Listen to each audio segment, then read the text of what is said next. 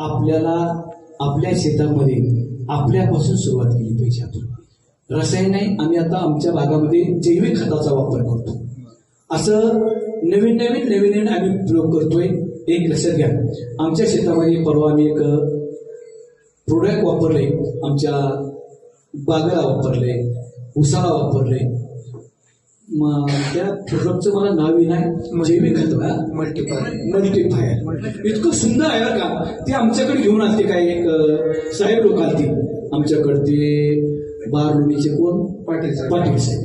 आमच्या भागामध्ये इतका बदल झालाय, सगळी तीच लोक वापरायला लागले. तर ते तुमच्याकडे जर मी थोडं वापरून बघा, इतकं सुंदर आहे.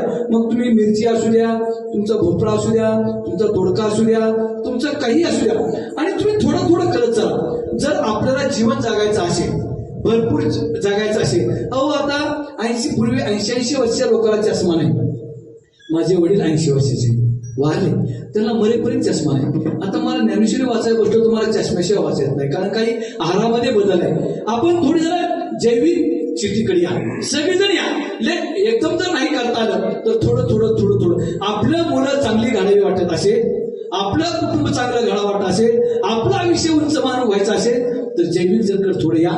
आणि काय सांगायची कीर्तनात विषय नाही, पण मला जरा थोडं आठवलं म्हणून मी तुम्हाला थोडं सांगितलं. तुम्ही म्हणता महाराज त्यांच्याकडून किती पैसे घेतले सांगा.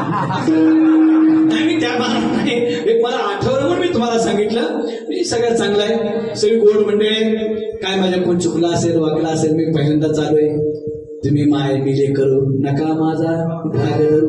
झालेली सेवा श्री संत मानकुजी महाराजांनी समर्पित करतो. माझ्या सेवेला पूर्ण विराम देतो. जय